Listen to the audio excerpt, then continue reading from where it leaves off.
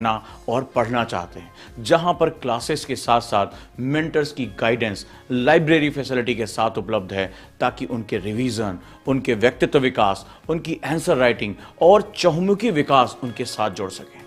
अगर आप भी जुड़ना चाहते हैं गुरुकुल फाउंडेशन के साथ, तो आप सभी का बहुत बहुत स्वागत है नोएडा की खूबसूरत धरती पे, जहां ग्रीनरी है, जहां दिल्ली की भीड़भाड़ से दूर एक शांति है, जहां साफ हवा है और जहां पर आपको पढ़ने का माहौल उपलब्ध है। साथ ही साथ क्लास के बिल्कुल नजदीक ही आपको मिलेगी रेसिडेंशियल सुविधा। आप हॉस्टल में रह सकते हैं, साफ खाना खा सकते हैं और अपनी पढ़ाई कर सकते हैं। सबसे बड़ी बात, आप अपने शिक्षकों की गाइडेंस में अपनी पूरी व्यक्तित्व, अपने पूरे पर्सनालिटी को जबरदस्त तरीके से विकसित कर सकते हैं। स्वागत करता हूं, इनवाइट करता हूं हिंदी और इंग्लिश मीडियम के बैच में 50 ऐसे स्टूडेंट को जो गुरुकुल के साथ जुड़ना चाहते हैं। दिए गए नंबर पे आप कॉल कर सकते हैं, जानकारी ले सकते हैं, लेकिन ध्यान रहे इसमें सभी बच्चों को एडमिशन नहीं मिलेगा। जितने भी लोग इसमें अपनी अर्जियां देंगे, जितने भी लोग एप्लीकेशन फॉर्म भरेंगे, उनकी काउंसलिंग होगी मेरी और मेरी टीम के साथ, और वहां पर हम चयन करेंगे बेस्ट स्टूडेंट का जो इस प्रोग्राम के साथ जुड़ना चाहते हैं।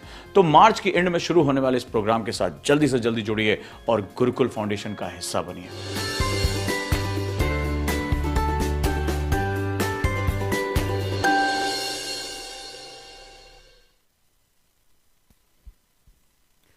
नमस्कार दोस्तों, कैसे हैं आप सभी। स्वागत करता हूं आज एमएपी की क्लास में, और आज हमारा 18वां दिन है एमएपी की क्लास के साथ। और उम्मीद करता हूं कि जो सेगमेंट हम लेकर आए हैं, जो इंपॉर्टेंट चीज़ें हम लेकर आए हैं, वो आपके बहुत काम आने वाली हैं। कल यूपीपीसीएस का पेपर हुआ, और आप जैसा जानते हैं कि इस पेपर में कल जो हमारी एनालिसिस हुई, वो इस समय देश में टॉप ट्रेंडिंग चल रही है, और एक क्वालिटी हमने दी। काफ़ी बच्चे इसमें हमारे साथ एग्ज़ाम उन्होंने दिया, काफ़ी बड़ा बैच था हमारा यूपीपीसीएस का, और उम्मीद करूंगा कि वो बच्चे भी अब आगे लाभान्वित होंगे। तो अभी जिनको 28 तारीख को यूपीएससी का एग्जाम देना है और जो यूपीपीसीएस का एग्जाम दे रहे हैं, उन सभी के लिए बैच बहुत लाभकारी है। एमएपी यानी मेंस आंसर प्रैक्टिस हमारे सक्सेस का बहुत ही इंपॉर्टेंट हिस्सा होता है, और मैं लगातार कोशिश कर रहा हूं कि आप लोगों के साथ मैं क्वालिटी जनरेट कर सकूं, बात कर सकूं आंसर राइटिंग पे। और आंसर राइटिंग जो होती है वो एक स्किल की तरह होती है, एक क्षमता होती है, एक ताकत होती है। बहुत मेहनत से इसको सीखा जाता है, और सारे टॉपर्स आपने देखे होंगे, चाहे श्रुति शर्मा हो या कोई भी, अगर आप देखेंगे तो वो लगातार ये कहते हैं कि आंसर राइटिंग के बहुत मल्टीपल बेनिफिट हैं। तो आज सबसे पहले मैं जानना चाहूंगा, हमारे चैनल पे स्वागत करना चाहूंगा, क्या इसमें कोई फ्रेशर स्टूडेंट भी हैं। और मैं सभी अपने जितने प्लेटफॉर्म है सबके चैट भी देखना चाहता हूँ, और मैं अपनी टीम से आग्रह करूंगा कि ऐसे नए बच्चे भी हैं जो आज आंसर राइटिंग को पहली बार समझ रहे हैं, या जो पहली बार प्रैक्टिस कर रहे हैं, या जो जानना चाहते हैं कि कैसे इसकी प्रैक्टिस की जा सकती है, आर्ट ऑफ आंसर राइटिंग क्या है। और ऐसे सभी बच्चों का मैं अभिवादन करता हूं इस मंच पर, उनका स्वागत करता हूं। और हमारी ये क्लासेस बाइलिंगुअल क्लासेस हैं, सिर्फ ऐसा नहीं कि यहाँ पे हिंदी में थंबनेल लिखा हुआ है, तो मैं बाइलिंगुअल करता हूँ। और ये जो मैं क्लासेस पढ़ाता हूँ उसकी PDF Ojaank any time learning app पर दी जाती हैं। आप वहां जाकर निःशुल्क इसको डाउनलोड कर सकते हैं, और आप खुद से भी आंसर लिख सकते हैं। और अगर हमसे आप जुड़ना चाहते हैं तो दिए गए नंबर पे आप कॉल भी कर सकते हैं। सबसे पहले मैं जानना चाहूंगा कि हमारे इस फैमिली में, ओजांकियन परिवार में, क्या कोई ऐसा है जो पहली बार जुड़ रहा है। हम आज 18वीं कक्षा में हैं, और पेपर 1 और पेपर 2 को सिलेबस के अकॉर्डिंग लेके चल रहे हैं। जैसे हमारे कई स्टूडेंट हैं जो आज शायद फ्रेशर हैं, पहली बार वो मेरे इस एमएपी की क्लास में आ रहे हैं।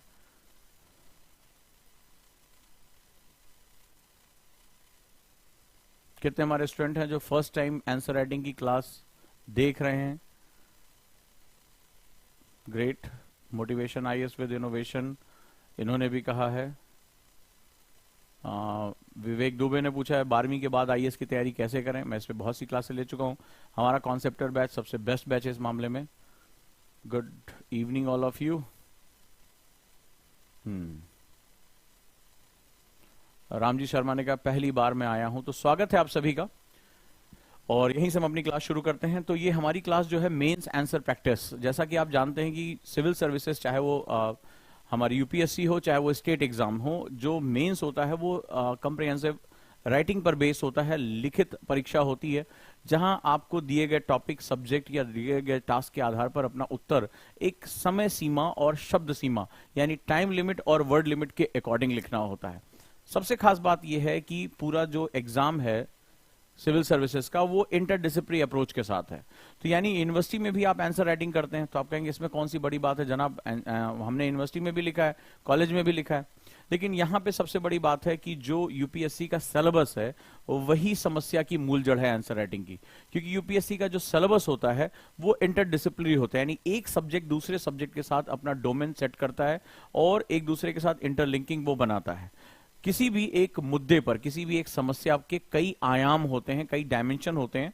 क्योंकि इस एग्जाम के थ्रू आप सिविल सेवा में प्रवेश करोगे, भारत की जो बुद्धि होती है, जो प्रशासनिक बुद्धि है, अगर मैं इसको बोलूं आईएएस आईपीएस क्या है, तो ये प्रशासनिक बुद्धि होती है। अब आप अंदाजा लगा के देखिए, आज सीबीआई के जो नए निदेशक हैं, मैं यहां से अपनी क्लास शुरू करता हूं और स्वागत करता हूं सभी जितने भी हमारे परिवार के नए मेंबर्स हैं, हमारे जो जोशीले लोग हैं जो पहले से पढ़ाई कर रहे हैं। तो आज आपको पता होगा कि सीबीआई के नए निदेशक की नियुक्ति हुई, और सीबीआई के नए जो नियुक्ति हुई है वो शायद 1986 बैच के वो आईपीएस ऑफिसर रहे हैं, और उनकी नियुक्ति में प्रधानमंत्री, CJI chief justice of India, विपक्ष के नेता उसमें जो शामिल हुए अधीर रंजन चौधरी जी, कांग्रेस की तरफ से जो सबसे बड़ी पार्टी है, इन सभी ने मिलकर जो है वो सीबीआई के डायरेक्टर को नियुक्त किया, जो इससे पहले कर्नाटक के डीजीपी रहे हैं, आईपीएस ऑफिसर रहे हैं, इसी यूपीएससी संस्था से निकले हैं।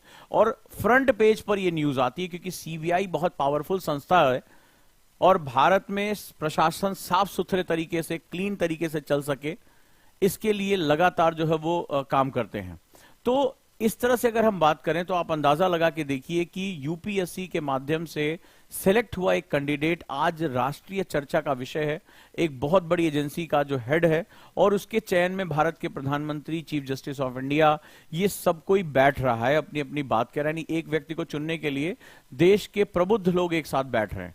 तो ये पावर होती है इस एग्जाम की, राइट। ये बहुत इंपॉर्टेंट सेगमेंट होता है, और उनके द्वारा लिए गए जो निर्णय हैं, उनके द्वारा किए गए जो काम होंगे, वो बहुत लोगों की जिंदगियों को इफेक्ट करेंगे, चाहे वो ऐसे आईएएस ऑफिसर हो, आरबीआई के गवर्नर हो, नीति आयोग के हेड हो, अध्यक्ष हो, कोई भी, अगर हम उपाध्यक्ष की बात करें या उसके सीईओ की बात करें, तो बहुत ढेर सारी चीजें जो होती हैं। आप एक बहुत पावरफुल पोस्ट के लिए जा रहे हो, ये बात आप बड़े ध्यान से समझना, पावरफुल पोस्ट के लिए जा रहे हो। और सभी स्टूडेंट से मैं अनुरोध करूंगा इस क्लास को बड़े ध्यान से देखें और सुने, बड़ी इंपॉर्टेंट एक बात करने जा रहा हूं। और आज मैंने अभी 1 बजे की क्लास में उजांग सर लाइव में, जो लोग 1 साल का टाइम टेबल चाहते हैं, कैसे पढ़ाई करना है, कैसे बैलेंस करना है, तो मेरा दूसरा चैनल जरूर देखें, उजांग सर लाइव, जिन्होंने नहीं देखा है, और जो देखें वो यहां मेरे साथ जुटे रहें। तो ऐसी कंडीशन में ये इतना इंपॉर्टेंट जो है वो एग्जाम है, जो बहुत ही महत्वपूर्ण तरीके से एक व्यक्तित्व की तलाश करता है। इसका मतलब है आपको पूरे टाइम क्या करना पड़ेगा, आपको पूरे टाइम भारत के सामने आने वाले मुद्दे जो हैं, जो बेसिक हमारे इश्यूज हैं, उनको समझना और उनको सॉल्व करना पड़ेगा। चाहे वो अभी आपने देखा मणिपुर में हिंसा हुई, तो उसको सॉल्व करने के लिए कितने आईपीएस आईएएस ऑफिसर लगे होंगे। आपने देखा कि वहां पर एक आईएएस ऑफिसर को डेपुटेशन पे स्पेशल जो है मुख्य सचिव बनाकर मणिपुर भेजा गया, अभी आपने भी देखा होगा। तो यानी जब सरकार के ऊपर कोई संकट आता है, सरकार जब प्रॉब्लम में होती है, तो इन्हीं ऑफिसर्स की तरफ जाती है। ये इतने इंपॉर्टेंट होते हैं, सरकार का दिमाग होते हैं। तो जो सबसे इंपॉर्टेंट सेगमेंट निकलकर सामने आ रहा है वो ये हमारे सामने आ रहा है कि इनका चयन कैसे होना चाहिए, किन लोगों को ये चयन करेगी। यानी आपके डीएनए में ये होना चाहिए कि आप प्रॉब्लम को सही तरीके से समझ के, फिर से मेरी बात लिख लो, आपके डीएनए में क्या चीज होनी चाहिए, कौन सा गुण आपको सीखना है, सही तरीके से समस्याओं की समझ और उनके समाधान के लिए प्रेरित रहना, सही तरीके से to understand the problems clearly, to understand the problem clearly, यानी समस्याओं को सही तरीके से समझना और उनके समाधान के लिए प्रोत्साहित रहना, and encourage toward the solution. जरूरी नहीं कि सॉल्यूशन मिल जाए, लेकिन हमेशा इंकरेजमेंट, हमेशा तरीके ढूंढना, हमेशा कोई ना कोई रास्ता ढूंढ के रखना। ठीक है, एक रास्ता बंद हो जाए तो हिम्मत नहीं हारना, दूसरा रास्ता खोजना, क्योंकि इस समाज और इस देश की समस्याएं एक दिन में सॉल्व नहीं हो सकती। पाकिस्तान 1947 के बाद से उसने आतंकवाद को अपना सहारा बना लिया, पहले युद्ध फिर आतंकवाद, उसने छोड़ थोड़े न दिया है। चाहे आप 10 आतंकवादी मार दो, चाहे 20, जैसे उसको मौका मिल रहा है हमला कर रहा है वो। सिंधु जल बंटवारे की बात है, वो चल रही समस्या चल रही है। स्लीपर सेल्स की बात हो, नॉर्थ ईस्ट में सेपरेशंस की बात हो, जाली नोटों की समस्या हो, अभी देखा केरल में सबसे बड़ी अभी तक की ड्रग्स पकड़ी गई है। तो ऐसा थोड़े ना कि आपके आने के बाद वो ड्रग्स बंद हो जाएगी, क्योंकि जो दुश्मन देश है वो भारत के खिलाफ प्रॉक्सी वॉर लेके चल रहा है। तो ये सारी चीजें जो है वो लगातार बनती रहेंगी, लगातार इस पे काम होता रहेगा, तो आपके चैलेंजेस कभी खत्म नहीं हो सकते। ठीक है, आपके चैलेंजेस कभी खत्म नहीं हो सकते। तो आपको क्या करना पड़ेगा, आपको प्रॉब्लम्स को सही तरीके से समझना और उनको सॉल्व करना पड़ेगा। एमएपी की क्लास में मैं आपको कोर की तरफ लेकर जा रहा हूं, जहां पर सिलेबस के अकॉर्डिंग मैं आपसे मुख्य परीक्षा के प्रश्न करा रहा हूं, मेंस आंसर प्रैक्टिस करा रहा हूं, और यहां आपको क्वेश्चन पढ़ना, उस पर अप्रोच करना, और इन सारी चीजों को मैं सिखाता चला जा रहा हूं। तो एक बार फिर से मैं हल्की सी चीज रिवाइज कर दूं। आज मैंने एक जबरदस्त कॉन्सेप्ट बताया। अगले साल का करिकुलम आ चुका है, ठीक है। 26 मई को पेपर है, आप सभी ये बहुत अच्छी तरह जानते हैं। 26 मई को पेपर है हमारा, तो तैयारी कर लीजिए। 375 दिन के आसपास बने हैं। 375 दिनों को कैसे यूटिलाइज करना है, मेरा दूसरा चैनल ओजांग सर लाइव, उस पर मैंने 2 वीडियो बना दी हैं। इसके साथ साथ आज मैंने आपको एक सबसे अच्छी चीज सिखाई जो बहुत इंपॉर्टेंट है आपके लिए, और आज मैंने आपको कॉन्सेप्ट ऑफ एबीसीडी सिखाया। याद है, कॉन्सेप्ट ऑफ एबीसीडी सिखाया था। एबीसीडी फिर से एक बार जरा सा मैं ध्यान दे दूं, हमारे जो नए बच्चे आए हैं हमारे साथ, जो टीम है और जो हमारे साथ पढ़ रहे हैं, बार बार अपने आप को रिफाइन करें। आपको आइडिया ऑफ एबीसीडी सिखाया। तो आइडिया ऑफ एबीसीडी क्या है? ए मतलब इरादा, और इरादे और चाहत में अंतर होती है। मैं आईएएस बनना चाहता हूं, मैं आईपीएस बनना चाहता हूं, ठीक है। चाहत रखे रहो तुम, कोई बात नहीं। सुबह बताया था ना कि कैटरीना से भी कोई शादी करना चाहता है, कोई आलिया भट्ट से भी शादी करना चाहता है। ये चाहतों का क्या है, ठीक है। मिलना तुम्हें मोहल्ले में कोई नहीं है। तो सवाल ये नहीं है, सवाल है कि तुम्हारा इरादा। इरादा का मतलब होता है कि तुम विल पावर के साथ बोल सको। सुबह सिखाया आपको, फिर से एक बार बता दे रहा हूं। बहुत से बच्चे उस चैनल को नहीं जानते हैं या उसको सब्सक्राइब नहीं कर रखा है। तो एक बेल आइकॉन होता है, दबाना होता है, उससे कुछ फटेगा नहीं, ज्ञान बढ़ जाएगा तुम्हारा। तो उसको भी दबा के रखो कि उस पर अगर क्लास चलती, दिन में जनरली 1 बजे मैं क्लास लेता हूं, तो आपको वहां भी नॉलेज मिल जाएगी। अब दूसरा हिस्सा क्या है? ए होता है इरादा। तो ज्यादातर लोग इरादा कर लेते हैं, बहुत सी बड़ी संख्या होती है कि हाँ मैं आईएएस बनना चाहता हूं, मेरे माँ बाप का सपना है, मैं ये है फलाना ठिकाना। लेकिन इससे जो है सिलेक्शन नहीं होगा। एबीसीडी सीखनी है हमें। और बी का मतलब होता है जुनून। जब इरादे जुनून में बदल जाएं, तो पहले कितने लोग ए तक पहुंच चुके हैं? चाहत नहीं, मैं आईएएस बनना चाहता हूं, देखूंगा अभी टाइम नहीं है, लेकिन मैं आईएएस जरूर बन जाऊंगा जिस दिन टाइम मिला। तो उस दिन बहुत टैलेंटेड हूं, पंडित जी पहले बोल रखे हैं कि सारे नक्षत्र तुम्हारे साथ चल रहे हैं, और तुम जो है बाबू हो, सोना हो किसी न किसी के, तो तुम जब आईएएस में बैठोगे तो आईएएस बन ही जाओगे। तो खैर यहां ऐसा नहीं हो पाएगा। लेकिन इरादा, इरादे के बाद क्या होता है? राइट, जुनून। जुनून केवल 30%। जुनून का मतलब होता है कि आप यूपीएससी के साथ प्यार में पड़ जाओ, आपको बस सुबह शाम केवल यूपीएससी दिखाई पड़ रहा है।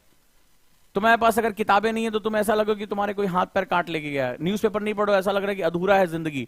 सुबह उठ के पहला अपना टाइम टेबल नहीं देख रहे हो, जैसे लगता है कि तुम किसी को बहुत प्यार करते हो, उसका फेस तुम्हें देखना है, जैसे किसी माँ के लिए अपने बच्चे का फेस होता है, तो उस तरह का फेस तुम्हें अपना टाइम टेबल देखने की आदत है। रात में सो रहे हो तो जरूरी नहीं कि किसी को मैसेज करके या किसी को सुला के सो। रात में जा रहे हो, सोने से पहले कुछ पढ़ रहे हो या अपना डू लिस्ट बना रहे हो कि अगले दिन का मेरा टाइम टेबल क्या है। सुबह उठ के सबसे पहले वही देखना है। तो जुनून किसके किसके अंदर है। लेकिन इससे भी काम नहीं चलेगा। आज एबीसीडी सिखा दे रहा हूं हल्का सा। फिर तीसरी चीज होती है प्लानिंग। आज मैंने उस वीडियो में प्लानिंग बताया कि जुनून तक भी काम, जुनून थोड़ा मैं बहुत जुनूनी हूं, बेचैनी है, लेकिन आप प्लानिंग नहीं कर पा रहे हो कि मुझे इसको पाना कैसे, मुझे हिस्ट्री पे कैसे अप्रोच करना है, ज्योग्राफी कैसे अप्रोच करना है, मेरा short term, long term, intermediate term plans क्या है मेरे, एकदम एक्यूरेट प्लान। कितनी देर में आंसर राइटिंग करूंगा, डेली में 10 क्वेश्चन कितने बजे करूंगा, अपनी हेल्थ पे कितने बजे ध्यान रखूंगा, तो इसको प्लानिंग कहते हैं। तो कितने लोग जो हैं वो सी तक पहुंच गए? वो केवल 10% होते हैं, केवल 10% स्टैट के हिसाब से। क्योंकि इसके बाद जो डी प्लानिंग है वो सबसे खतरनाक है। ये 4 एबीसीडी जिसको आती है वो आईएएस बन जाएगा, जिसको एबीसीडी आती है वो आईएएस बन जाएगा, ये बात ध्यान रखना। और डी होता है एक्शन प्लान। यानी मैंने प्लानिंग कर ली कि हाँ मैं 6 घंटे पढ़ूंगा, 2-2 घंटे में ये चीजें पढ़ूंगा, ये मेरा जीएस रहेगा, ऑप्शनल रहेगा, आंसर राइटिंग रहेगा। लेकिन एक्शन प्लान का मतलब होता है कि इसमें से मैं कितना टाइम दे रहा हूं। मैं ऐसा तो नहीं कि मैंने 2 घंटे पढ़ने का प्लान बनाया, 10 बजे पढ़ने बैठूंगा, 10:15 बजे पढ़ने बैठ रहा हूं, 15 मिनट थोड़ा सा चाय बना लूं, प्रोक्रेस्टिनेशन कर रहा हूं। Action plan. मैं अर्ली मॉर्निंग पढ़ूं या लेट नाइट पढ़ूं, मैं नौकरी पे जाता हूं, मैं थक जाता हूं शाम को आते समय, तो मैं सुबह जल्दी उठकर पढ़ूंगा, दैट्स माय एक्शन प्लान। और मैं उसमें कितना पढ़ पा रहा हूं। मैंने पेपर पे लिखा मैं 5 घंटे पढ़ूंगा, किसी स्टूडेंट ने कहा मैं 12 घंटे पढ़ता हूं, एक छोटे से सवाल का जवाब नहीं दे पाया। क्या फायदा तुम्हारे 12 घंटे पढ़ने का? ठीक है, मुंह से बोलने में क्या जा रहा है, 10 घंटे 12 घंटे, 12 घंटे आराम से पढ़ लेते हैं। अरे 8 घंटे इज्जत से पढ़ लो, एक्टिव लर्निंग कर लो, हाथ पैर कांपने शुरू हो जाएंगे, ग्लूकोज चढ़ाना पड़ जाएगा। ये होता है, राइट। तो चाहे वो कोई भी हो, अपने हिसाब से वो अपना एक्शन प्लान, जिसको एबीसीडी पता है वो आराम से यूपीएससी को क्रैक कर लेगा। ठीक है, बस एबीसीडी ये पता होनी चाहिए उसको। तुम कहोगे सर एबीसीडी पता है आईएएस क्रैक हो जाएगा? हाँ, एबीसीडी पता है आईएएस क्रैक हो जाएगा, ये तो बता रहा हूं। ए इरादा हो गया, बी जुनून हो गया, सी प्लानिंग हो गया और डी एक्शन प्लान हो गया। सिर्फ 5% लोग यहां तक पहुंच पाते हैं। जिसको एबीसीडी पता है, आईएएस, सोचो इतना अच्छा टीचर कहां मिलेगा, कह रहा है एबीसीडी सीख जाओ आईएएस बन जाओगे, एबीसीडी सीख जाओ आईएएस बन जाओगे। तुम्हें ओजांग सर पढ़ा रहे हैं, इतना आसान कौन बता सकता है मेरे भाई? देखो बता रहा हूं कितने मजे से। तो आज से क्या सीखना है? एबीसीडी। किसी को बोलना ओजांग सर सिखाते हैं, एबीसीडी सिखा देते हैं, आदमी आईएएस बन जाता है। यानी ये 4 चीज होनी चाहिए। तो एक्शन प्लान में क्या है? एक्शन प्लान में है, आज सुबह मैंने बताया, क्वालिटी और क्वांटिटी। अगर वो वीडियो नहीं देखे तो जाके देखा ना ओजांग सर लाइव का चैनल में। अपनी टीम से रिक्वेस्ट करूंगा कि डिस्क्रिप्शन में उस वीडियो की लिंक जरूर पेस्ट कर दें।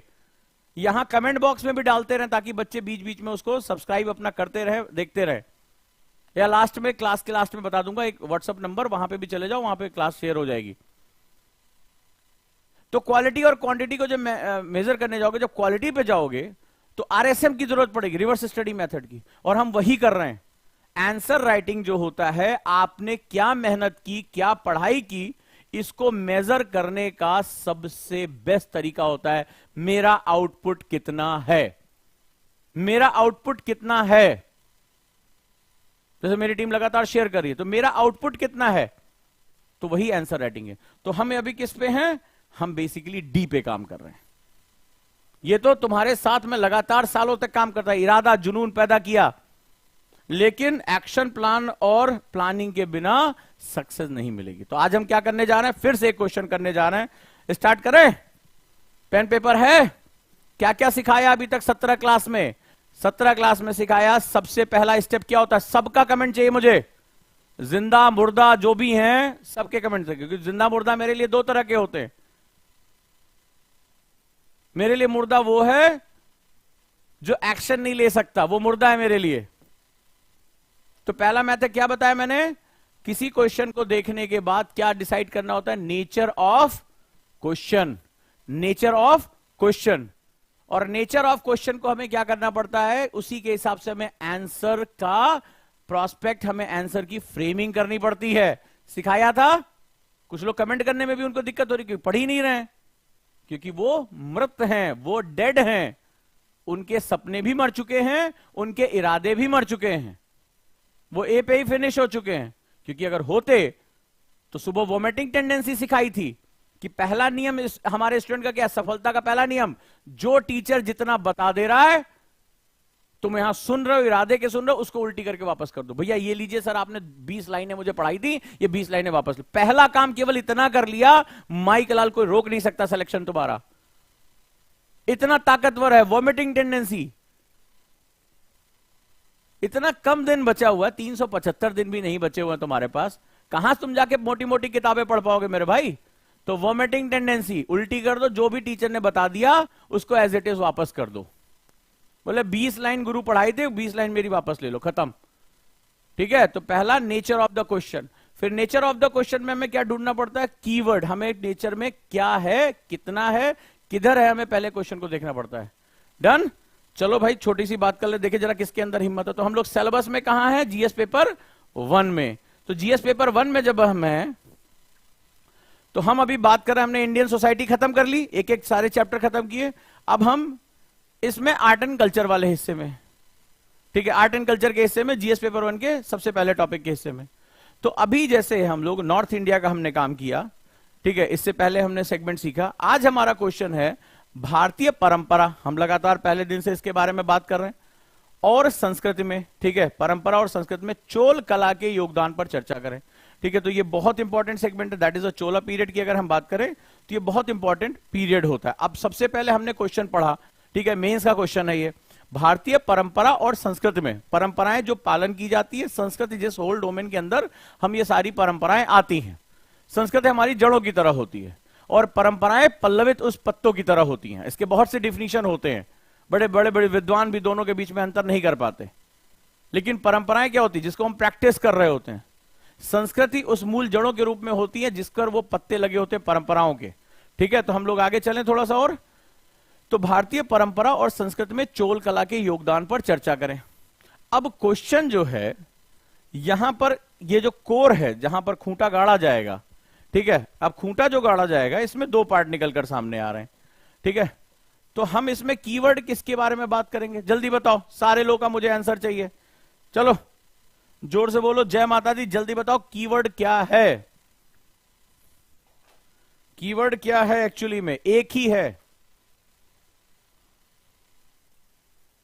हाँ जी, अरे स्टेटमेंट बेस कहां से रूबी, एक स्टेटमेंट पकड़ लिया कर, जब सीधे सीधे कह रहा है, जबरदस्ती बात करो, कहां स्टेटमेंट दे रहा है, यहां पर तो तुमसे चर्चा की बात कर रहा है ना, डिस्कशन की बात कर रहा है, इसीलिए एक एक दिन एक एक नई नई चीज सिखाता। यस, ये हुआ आसिम अली, वेरी गुड सरिता, वेरी गुड वेरी गुड। ना ना रंजीत, गलत गलत।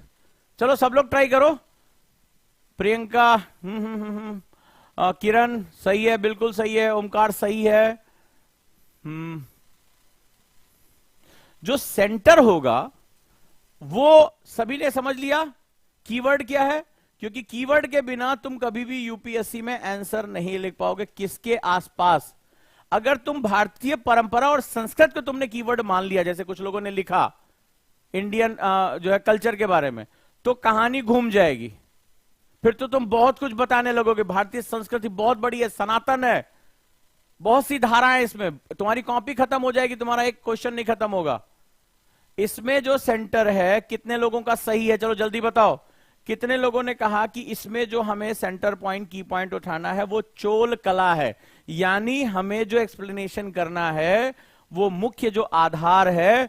कितने लोगों ने कहा, देखो आशुतोष लिख रहे हैं contribution to the Chola India. अरे तुम एक कीवर्ड की बात करो मेरे भाई, simple, the segment is Chola. कितने लोग चोल कला के बारे में बात करें, चोला पीरियड में जो आर्ट है, ठीक है, चोला आर्ट के बारे में, यस, सब लोग बताएं, सब लोग, गुड, सही जा रहे हो जंकियंस, वंडरफुल। देखो सीखने आया तो सीखो।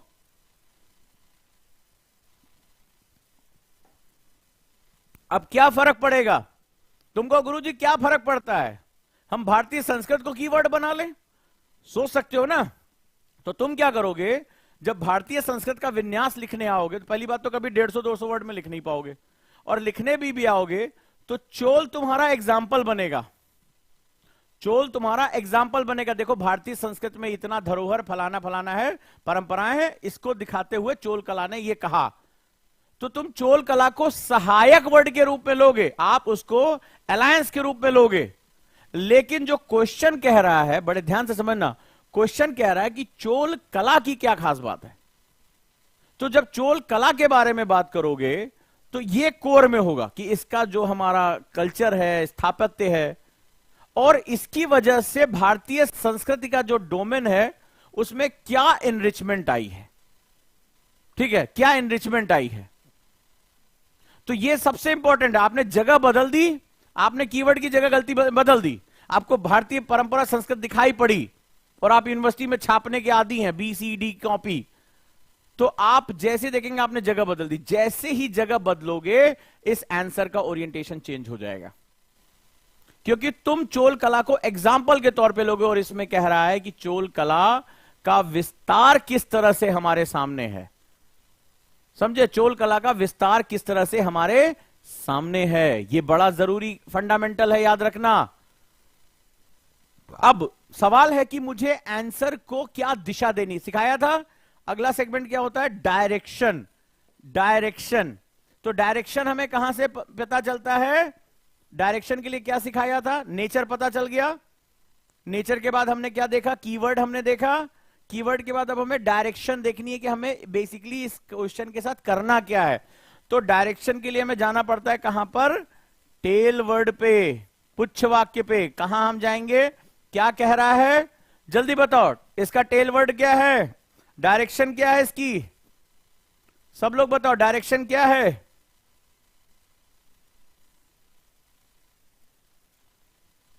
शाबाश प्रीति, वंडरफुल योगेंद्र, बहुत बढ़िया बच्चों, बहुत अच्छा काम कर रहे हो, शाबाश राजनंदिनी, वेरी गुड बेटा, गुड दिलीप, वंडरफुल, अरे वाह, अब लग रहा है कि यहां 18वीं क्लास तक बच्चे एकदम शेर की तरह दहाड़ने शुरू हो गए। वंडरफुल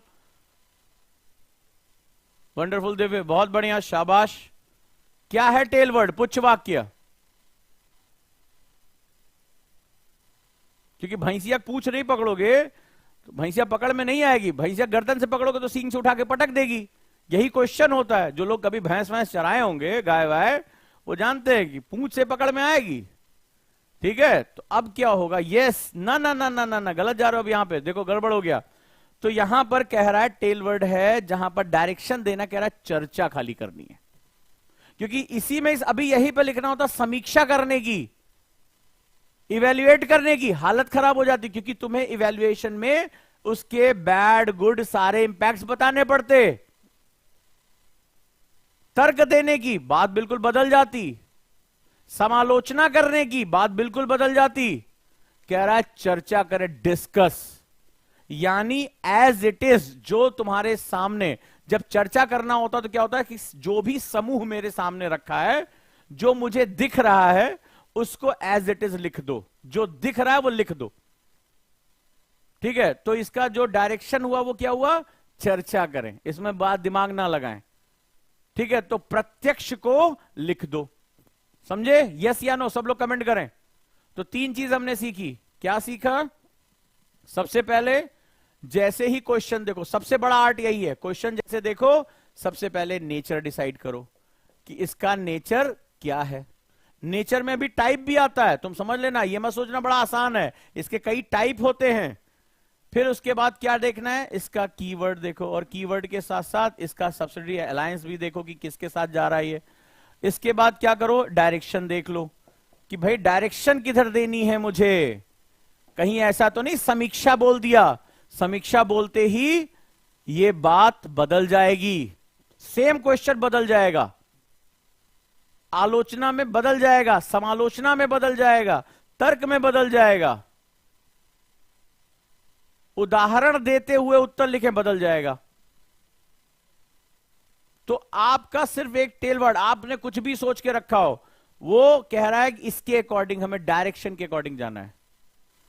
नहीं तो फिर वही गाना बजता रहेगा कान में, कौन दिशा में देख के चला रे बटोहिया। तुम्हारा क्वेश्चन तुमसे कहता रहेगा, तुम लिखे जा रहे हो, लिखे जा रहे हो, कलम से धुआं निकले जा रहा है, और तुम्हारा क्वेश्चन वहां इसे हाथ पे रख के करेगा, कौन दिशा में लेके चला रे बटोहिया। पता चला तुम्हारी हालत ऐसी तैसी कि कौन सी डायरेक्शन में लेके जा रहे हो प्रभु। ठीक है, ये कुछ कह रहा है, तुम कहीं ये पूरब जा रहे हो, पश्चिम तुम जा रहे हो, तो बड़ी दिक्कत हो जाएगी। हैं? चलो तो क्वेश्चन कर लें। तो चोलो के बारे में हम सबसे पहले बात करते हैं। तो उत्तर में हम सबसे पहले क्या करेंगे? जो हमारा कीवर्ड है, हमने क्या किया था, हमने क्या सीखा था कीवर्ड में, उसका हमें एक्सप्लेनेशन देना है। डन? इंट्रो आ जाओ। तो जो कीवर्ड है वहीं से शुरुआत कर दो। कीवर्ड का सबसे बड़ा फायदा होता है कि आपको आंसर शुरू करने के लिए मिल जाता है। ठीक है, आंसर शुरू करने के लिए मिल जाता है। और जैसे कोई बार बार पूछ रहा है, सर और अच्छा आंसर कैसे लिखें? चाहते हो ना अच्छा आंसर लिखना, तो तुम्हें पता है ना कि मैंने एक बहुत ही धांसू बैच पढ़ाया था और आर्ट ऑफ आंसर राइटिंग पढ़ाई थी। ठीक है, आर्ट ऑफ आंसर राइटिंग 20 सिद्धांत, बहुत बढ़िया आंसर राइटिंग के 20 मैजिकल प्रिंसिपल बताए थे कि इतना बारीक होता है आंसर राइटिंग। मैंने 20 प्रिंसिपल बताए थे और ये 4000 का बैच था। तो वापस इसको रिकॉर्डेड क्लास को 999 रुपए में मिल रही है उजांग एनी टाइम लर्निंग ऐप पे। एक ऐसा बैच है जो तुम्हें ज्वाइन करना चाहिए। तुम लोग को लगता होगा कि सिर्फ ऐसा, जो मेरे बच्चे जैसे क्लास में आप बोलते रहते ना, देखते हो कि कोडिंग सर ये कोड 1 है, कोड 2 है, कोड 6 है। तो ये कोडिंग कहां से वो यूज कर रहे हैं, वो कैसे प्रीपोजिशन को यूज करते हैं, कैसे उन्हें पता होता है कि इस शब्द का मतलब स्टॉप करना होता है, पैराग्राफ चेंज करना होता है। यहां तक जानते हो आंसर राइटिंग में पैराग्राफ चेंज करने की भी स्किल होती है कि आप पैराग्राफ चेंज, कई आंसर्स में आप हेडिंग नहीं डाल सकते, नेचर होता है। तो वहां भी होता है कि कब हमें पैराग्राफ चेंज करना है, कब स्टॉप करना है, कब कंटिन्यूएशन, अगर आप एक पैराग्राफ से दूसरे पैराग्राफ जा रहे हैं उसके भी नियम होते हैं। बहुत बारीक होती है आंसर राइटिंग स्किल। ठीक है, तो ये रिकॉर्डेड क्लास है मेरी, जो क्लास मैंने ली थी, तो वो आर्ट ऑफ आंसर राइटिंग की क्लास है। 20 सिद्धांत है इसमें। इतनी बारीकी से अभी तक किसी ने आंसर राइटिंग नहीं पढ़ाया कि आंसर राइटिंग में इतने प्रिंसिपल होते हैं। एमएपी की क्लास से जोड़ दो, तुम्हारी लाइफ में एक बहुत बड़ा चेंज आ जाएगा। तो कई बार बच्चे कह रहे थे सर वो क्लास हमें दोबारा ज्वाइन करनी है, कर लो भाई। ये देखो फीस है यहाँ 999 लिखी हुई है, क्या दिक्कत है? 4000 काट के 999 लिखी हुई। चलें हम आगे अपने क्लास कर लेते हैं। इस क्लास से तुम्हें इतना कॉन्फिडेंस आ जाएगा कि हमें करना क्या है इसके साथ। तो इंट्रो में क्या किया चोलों के उत्कर्ष 10वीं शताब्दी के मध्य प्रारंभ हुआ, परंतु इसका प्रारंभिक इतिहास संगम युग से प्रारंभ होता है। तो सबसे इंपॉर्टेंट दक्षिण भारत के इतिहास के लिए क्या है? संगम युग। इससे पहले भी हमने किया था। ये पूर्वी तमिलनाडु में पेन्नार तथा पेल्लारू नदियों के मध्य अवस्थित है। It was situated between the Pennar and Palar rivers in the eastern Tamil Nadu. ठीक है, क्योंकि नदियां हमारी सभ्यता और संस्कृति के विकास के लिए बहुत ज्यादा जरूरी है। जैसे प्रारंभिक अगर हम बात करें तो सिंधु घाटी सभ्यता, इंडस रिवर यानी सिंधु नदी के किनारे जो हड़प्पा की सभ्यता रही है। तो इसी तरह संसार की सभ्यताओं को हमें प्रस्तुत करने के लिए नदियों का जाल बड़ा इंपॉर्टेंट होता है। कोई मुझे पॉइंट देना चाहेगा, मेरा स्टूडेंट जिसने मेरे साथ पढ़ाई की है, कि नदियां ही क्यों? मैंने कुछ पॉइंट लिखाया था और जब मैंने हिस्ट्री पढ़ाया तो ज्योग्राफी से शुरू किया था। हाँ जी, नदियां ही क्यों? चलो थोड़ा जवाब देके देखो।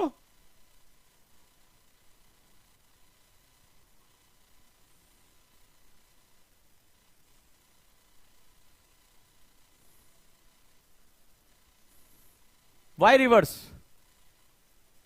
बताओ, जल्दी बताओ।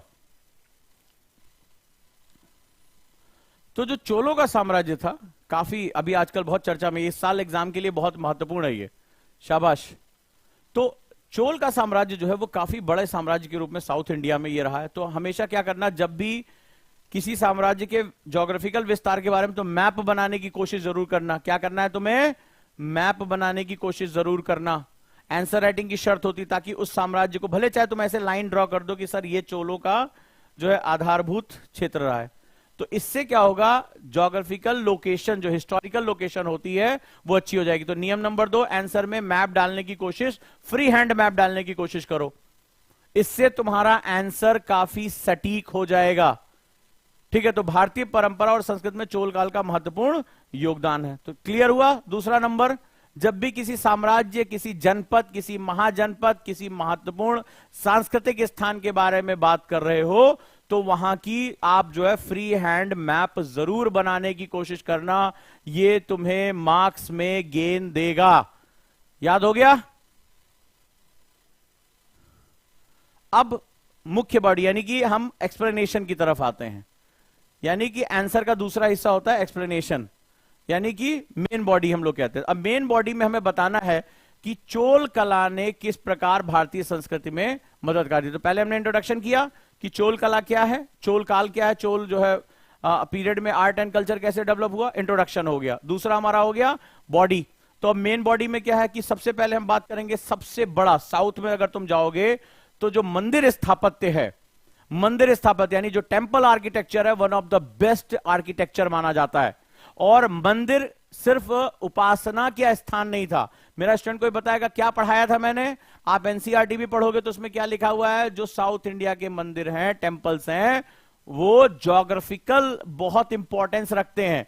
तो क्या बताया था, जो टेम्पल्स थे वो centre of nuclei of settlements कहे जाते थे, यानी अधिवास का केंद्र बिंदु। दक्षिण भारत में मंदिर, उसके आसपास जो है गांव का विकास होता था, और मंदिर जो थे वो कई तरीके से इकोनॉमिकली इतना डेवलप बनते थे कि वह जो अधिवास होता था मंदिर के चारों तरफ डेवलप होता था। यानी अधिवास के केंद्र बिंदु यानी सेंटर ऑफ सेटलमेंट में जो मंदिर स्थापत्य आता था वो इकोनॉमिकल स्किल इन सब के लिए, चाहे संगीत की शिक्षा हो, व्यवसाय हो, और यहां तक कि जो धन संपदा रखने का भी सेक्शन था वो कहां पर था, ये सेंटर ऑफ सेटलमेंट था। पढ़ाया था तुम लोगों को, तो यहां पर आपको सबसे पहले रखना है। It is not only the एक वर्शिप प्लेस नहीं है, तो ये आर्किटेक्चर बहुत जबरदस्त, किस तरह का, द्रविडियन शैली में। ठीक है, और कैसे बनाया जाता था, पत्थरों को, कौन से पत्थर, मोस्टली ग्रेनाइट रॉक्स, आग्नेय चट्टाने। ठीक है, जैसे ममल्लपुरम और कांचीपुरम के मंदिरों को देखा जा सकता है। ठीक है, तो चोल राजाओं के बारे में तुम्हें पढ़ाया था, राजराजापुरम। तो ये सारे जो लोग हैं, राजराजा प्रथम, तो इन सब चीजों के बारे में हमें यहां देखने को मिलता है। क्या विशेषता थी, मंदिर की ऊंची चार दीवारी घिरा होना, गोपुरम के सामने की दीवार से होता हुआ एक ऊंचा प्रवेश द्वार, पंचायतन शैली में मंदिर अहाते का निर्माण, एक प्रधान तथा 4 गौड़ मंदिर होते थे। इसके साथ साथ और भी मंदिरों का एक सेटअप हुआ किया करता था। तो जो इसके आर्ट एंड कल्चर है वो उसके बारे में लिख दो। तो कोर्ट क्या था, गोपुरम हुआ करता था। ठीक है, अहाता हुआ करता था, और ये सारी बाउंड्री यहां पर बनाई जाती थी साउथ इंडिया के टेंपल्स में। और मोस्टली ये क्या होता, प्लेटफॉर्म पे बनाए जाते थे। मंदिर परिसर में जलाशय का निर्माण इसकी अति विशेषता थी। जलाशय, वाटर रिजर्वायर जरूर हुआ करता था। तमिलनाडु के चंदावुर में बृहदीश्वर मंदिर और गंगईकोट चोलपुरम मंदिर इसके बेस्ट एग्जाम्पल है। तो सिर्फ जब आप इसके बारे में पढ़ोगे तो सिर्फ ये उपासना की स्थान नहीं था, ये न्यूक्लियाई ऑफ सेटलमेंट था, ये जो है वो इकोनॉमिक सेंटर हुआ करते थे। इसलिए तुम दक्षिण भारत के मंदिरों को देखोगे वो सोने चांदी से लदे हुआ करते थे, क्योंकि वो इकोनॉमिक सेंटर भी हुआ करते थे। याद है क्लास? अब मूर्ति कला की बात करें तो याद होगा तुम्हें सिखाया था कि जो ये मूर्ति थी, मतलब मोम के अंदर धातु भर के जो कला थी, पूरी दुनिया को हमने सिखाया और बेहतरीन किस्म की कला हमारे पास थी। तो चोल मूर्ति कला का एक महत्वपूर्ण प्रदर्शन तांडव नृत्य मुद्रा में नटराज की कांस्य मूर्ति। तो हमें कांसा आता था, मेटलर्जी में इतने कांसा जो होता है मिक्स एलॉय होता है, मिक्स धातु होती है, हमें वो भी पता था। साथ ही साथ नटराज की मूर्ति पूरी दुनिया में, मतलब बताओ सर्न की लैबोरेटरी के सामने नटराज शिव की मूर्ति है। हमारे लिए वो धर्म का मुद्दा है, उनके लिए कॉस्मिक डांस ऑफ। उन कहते हैं कि यूनिवर्स क्या है, सर्न के वैज्ञानिक कहते हैं यूनिवर्स क्या है। वहां तुम जाके देखोगे शिव तांडव की मूर्ति है, तो वो कहते हैं कि this universe is cosmic dance of Shiva. ये जो पूरा ब्रह्मांड है वो शिव के तांडव नृत्य की तरह है, हर तरफ वो फैला हुआ है। हो सकता है कि आने वाले समय में पता चले कि हमें साइंस के बारे में बहुत कुछ पता था। ठीक है, तो ये हमने बना रखा था। ये मूर्ति सृजन, विनाश तथा मोक्ष के मार्ग को इंगित करता है, सब कुछ। तो energy and matter neither be created nor be destroyed. तो कहता है कि जिसका सृजन हुआ है उसका विनाश भी होगा, मोक्ष का मतलब वो इस साइकिल से बाहर भी हो सकता है, वापस सृजन होगा। तो यही तो हमारी लाइफ है, यही हमारी साइकिल है। चोल कांस्य प्रतिमाओं को विश्व की सर्वश्रेष्ठ प्रतिभाओं में से एक माना जाता है। पूरी दुनिया को हमने जो धातु गलाकर मूर्तियां बनाना हमने सिखाया, राइट। चित्रकला की बात करें, ड्राइंग, तो चोलों ने चित्रकला की कला को भी संरक्षण दिया। वृहदेश्वर मंदिर में हिंदू देवी देवताओं से संबंधित चित्र हैं जो चोलों के दौरान बनाए गए थे। राजराजेश्वर मंदिर में भगवान शिव को कैलाश में नटराज और त्रिपुरंग के रूप में दीवारों पर अंकित किया गया। Lord Shiva in the form of Nataraja and Tripurantaka in Kailash in depict on the walls in the Rajarajeshwara temple. शासन व्यवस्था कैसी थी भाई, हम आर्ट एंड कल्चर में इसको भी तो देते हैं, तो हम इसके बारे में बात करेंगे।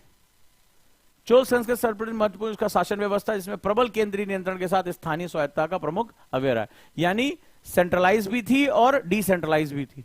बड़ी अद्भुत जो है चीजें थी यहां पे। क्लियर है?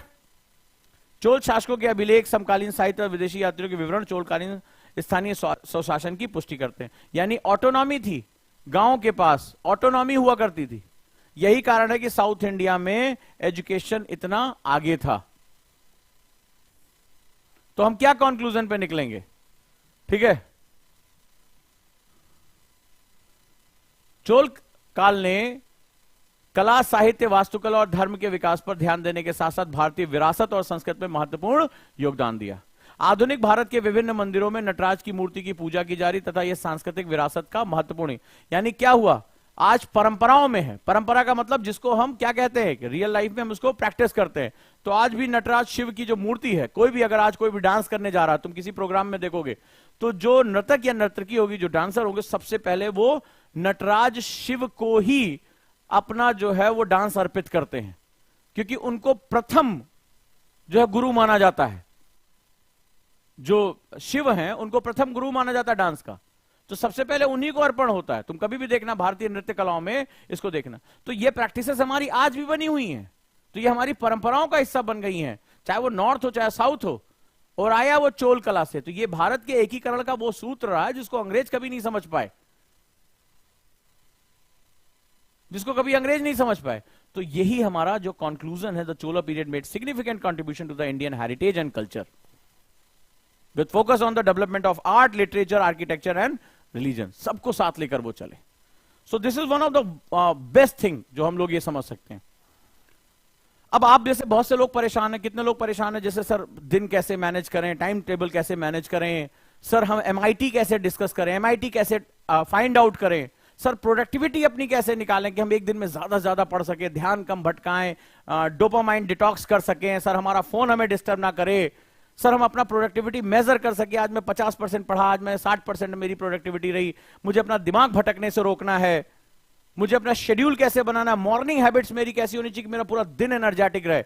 दुनिया के जाने माने लोगों ने कहा है कि भैया जिसने सुबह के 2 घंटे साध लिए वो पूरे दिन साध लेगा। तो ये चीजें बहुत ही आपको परेशान करती होंगी। सो टाइम मैनेजमेंट का अगर मास्टर बनना है तो मेरा एक बैच था प्रोडक्टिविटी बूस्टर का, वापस उसको लेकर आए 299 में, और ये 5 दिन की क्लासेस हैं जहां वास्तव में आपका जो टाइम को लेकर आपका एटीट्यूड है वो हमेशा के लिए बदल जाएगा, हमेशा के लिए बदल जाएगा। प्रोडक्टिविटी बूस्टर यानी दिन को कैसे मैनेज करना है, मेरा एक दिन में कौन कौन मेरा टाइम खा जाता है, कौन मेरा टाइम निकाल के चोरी करके लेके चला जाता है, मुझे उसको कैसे बचाना है चोरी को, मुझे कैसे अपने गोल्स बनाने और उसको कैसे अचीव करना है। इसका मैंने शीट दी है वहां पे, बाकायदा वर्कशीट मिलेगी आपको, आप उसकी फोटो कॉपी कराओ और डेली उसको भरना शुरू कर दो। MITs क्या है, मोस्ट इंपॉर्टेंट टास्क। हर काम में थोड़े ना हम अपनी एनर्जी वेस्ट कर सकते हैं, हमें फोकस रहना होता है। हमें कैसे फोकस रहना है, MITs क्या है मेरे, डे शेड्यूल कैसे बनाए कि जहां पर हमारी प्रोडक्टिविटी कई गुना बढ़ जाए, और सबसे बड़ा कि सुबह की जादुई शुरुआत कैसे करें कि आप पूरे दिन एनर्जेटिक, मोटिवेटेड, कोई आपको डिस्ट्रैक्ट ना कर सके, और आप अपने हर चीज को जो है मेजर कर सके। और शाम को जब सोए तो बोलें कि आज मैं 40% मैंने पढ़ाई किया, 60% मेरा प्रोडक्टिव दिन रहा। तो उसका नाम है, एक बहुत ही इंपॉर्टेंट बैच है, that is a productivity booster, और वो भी मात्र 299 रुपए में है। तो आप लोग इसको अगर आप ज्वाइन करते, मेरे ख्याल से हर किसी को ये सोच के बिना ज्वाइन करना चाहिए, क्योंकि टाइम ही आपका सबसे बड़ा दुश्मन है, सबसे बड़ा दुश्मन है और सबसे बड़ा दोस्त है। 24 घंटे को जिसने अपना बना लिया उसको सक्सेस होने से कोई रोक नहीं सकता। तो ये जबरदस्त एक सेगमेंट है टाइम मैनेजमेंट के, आप मास्टर बन जाओगे, ठीक है। तो ये चीजें वहीं से तुम्हारी निकल कर आएंगी। आप खुद को शांत रख सकते हो, काम रख सकते हो, डिस्ट्रैक्शन को रोक सकते हो, हर चीज के लिए टाइम निकाल सकते हो। ये भी रिकॉर्डेड क्लास है, तो आप इसके साथ भी जा सकते हो। तो अगर नहीं जुड़े तो इसके साथ जुड़ जाओ प्रोडक्टिविटी बूस्टर बैच के साथ। और मैं कहता हूं कि आप हफ्ते भर में 10 से 15 घंटे एक्स्ट्रा निकाल लोगे, इतनी मेहनत पे आप एक्स्ट्रा निकाल लोगे, और ये बहुत बड़ा नंबर है। आप सोचो अगर 15 घंटे हर हफ्ते तुम राइटिंग के उतर आए तो तुम्हारी आंसर राइटिंग कहां से कहां पहुंच जाएगी, कितने क्वेश्चन तुम लिख लोगे, कितने क्वेश्चन अटेम्प्ट कर लोगे, कितना रिवीजन कर लोगे, तुम्हें पता ही नहीं चलता कि तुम्हारा दिन कौन चुरा के लेके चला जाता है। तो ये सारी चीजें जो है वो क्या हो जाएंगी, सध जाएंगी तुम्हारे साथ। क्लियर है? तो इसके साथ जुड़ जाओ। और आप लोग जानते होंगे, जो लोग 1 साल की तैयारी करना चाहते हैं, तो देश का सबसे सस्ता GS फाउंडेशन बैच, जिसकी फीस मात्र 6,999, 12 से 18 मई तक। इसके बाद ये फीस जो है 7,999 हो जाएगी। तो 12 से 18 मई इसका जो लास्ट डेट है, तो आप इसके साथ भी जुड़ सकते हैं। ऑनलाइन क्लासेस होंगी और जो कि 26 जून से शुरू हो जाएंगी। So you can be the part of this, इसके साथ भी जुड़ सकते हैं। एंड कल मेरी शाम को 5 बजे क्लास है, ये बताने के लिए कि गुरुकुल बैच का करिकुलम क्या है। बहुत ही हेक्टिक है, बहुत ही ज्यादा टफ है, 1 साल का बैच है जिसमें आपको सिर्फ सोने के लिए शायद समय मिलेगा, ठीक है। तो उसके साथ हम जुड़ेंगे और उस बैच में कितनी डेप्थ है, कितनी नई चीजें हैं, वो सारी चीजें हम जो है यहां पे देखेंगे। तो आप सभी का मैं स्वागत करूंगा गुरुकुल बैच में। इसकी काउंसलिंग जो है वो कल मैं अनाउंस करूंगा 20 बच्चों के लिए। तो जो लोग इसके साथ अपनी काउंसलिंग करना चाहते हैं वो दिए गए नंबर पे कॉल भी कर सकते हैं या फॉर्म भर सकते हैं। तो बस इतना चाहूंगा कि आप अच्छे से पढ़ाई करें, लगे रहें मेहनत के साथ, और एक दिन में कितनी कैरिकुलर एक्टिविटी इसमें होगी, कितना प्रेशर आएगा, ये मैं कल आपसे डिस्कस करूंगा। So we are going to start nearly 22 of May. तो 22 मई से 30 मई तक के बीच में जो एडमिशंस होंगे वो इनवाइट हम करेंगे, और पहले वो मेरे साथ उनकी काउंसलिंग होगी, तब इस बैच में एडमिशन होगा। तो गुरुकुल बैच में आप सभी का बहुत बहुत स्वागत। आपको पता है कि बहुत मैजिकल बैच है, और कल जब इसका करिकुलम आप देखेंगे तो आप समझ जाएंगे वाकई में ओजांग सर ने कुछ नहीं छोड़ा है, और हमें शायद ही हमारे सर पे इतना प्रेशर वो क्रिएट कर देंगे, शायद ही अब हमें इसमें एक पूरी नींद लेने का वक्त मिल जाए, बहुत है हमारे लिए, इतना मोर देन इनफ है।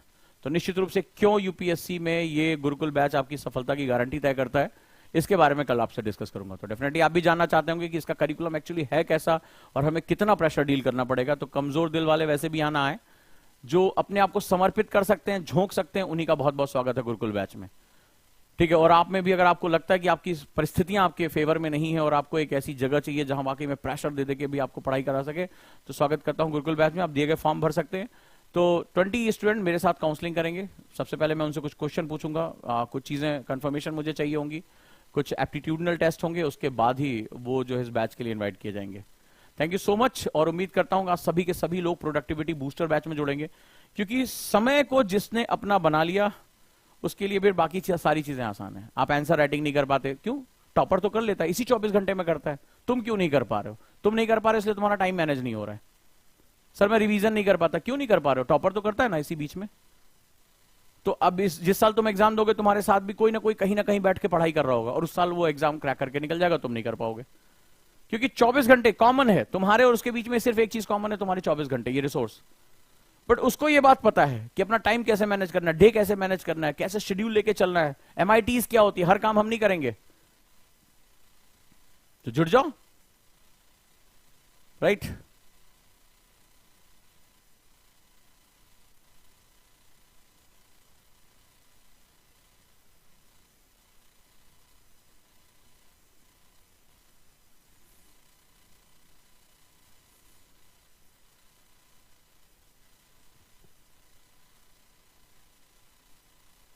तो आज का क्वेश्चन दोबारा ओजांग टेस्ट प्रैक्टिस पे है, अपलोड हो जाएगा।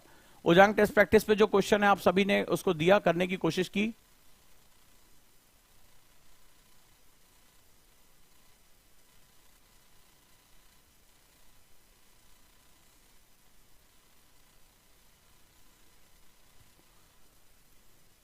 इकरा सर प्लीज रिप्लाई दीजिए, अब क्वेश्चन पूछिए, क्योंकि मैं अभी तक पढ़ाने में था और आप बकवास करने में थे।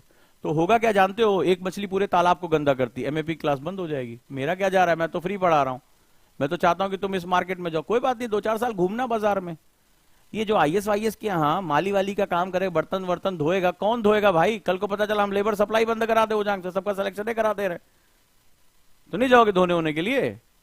बहुत खुर्राट टीचर हूं मैं, थोड़ा मेरे बारे में जान लो अच्छी तरीके से। जब मैं क्लास लेने पे आता हूं, अगर मैं दिमाग को मोटिवेट कर सकता हूं, तो जब मैं अपने पे आ जाता हूं ना, तो इंसान पढ़ाई लिखाई भूल जाता है उस कंडीशन में। तो थोड़ा आराम से, स्टूडेंट का धर्म, जब मैं शिक्षक का धर्म निभा रहा हूं, और मैंने कहा था मेरे लिए धर्म तुम्हारा रिलीजन नहीं है, मेरे लिए धर्म तुम्हारा कर्तव्य है। और मुंह जो है दिमाग के नीचे दिया हुआ है, याद रखना, समझे? इसीलिए दिया कि पहले सोचो फिर बोलो। कितना बुरा लगेगा, माथे पे तुम्हारे दांत निकले रहेंगे, मुंह लगेगा, कितने बुरे लगोगे, चारों तरफ सब तुम्हें देख के हंसेंगे, एलियन है, ठीक है? हाँ, तो आप भी आराम से, हम अपनी अपनी हदों में रहें तो कितना अच्छा है। ये सरहद पार तो गोली चल रही है, सरहदों को पार ना करें, ठीक है? जान का खतरा है।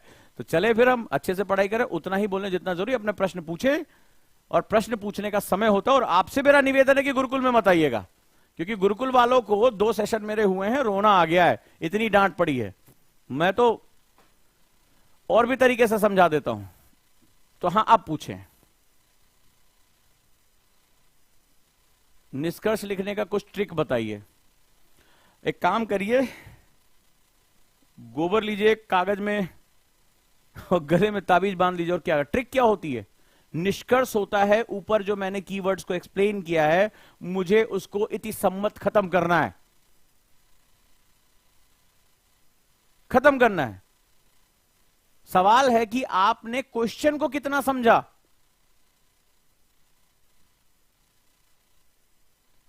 ठीक है?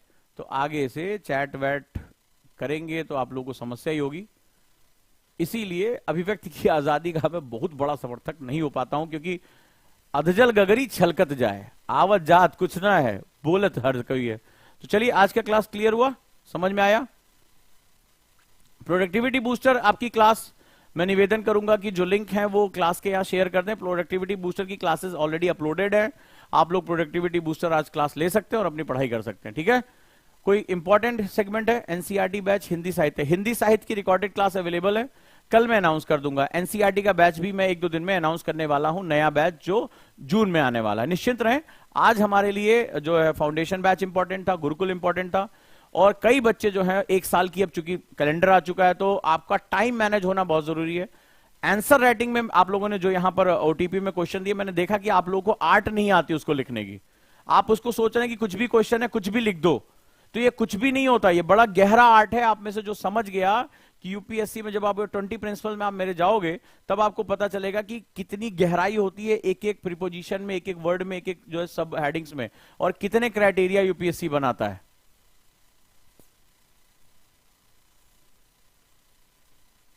राइट? और किसी को भी कोई दिक्कत आ रही है, you just call the numbers, कुछ भी है, आप काउंसलिंग के लिए 8750711100 और लास्ट में 22 और 33 या 44, किसी भी नंबर पे आप कॉल कर सकते हैं अगर आपको और कोई जानकारी चाहिए, मेरे ख्याल से। Thank you so much.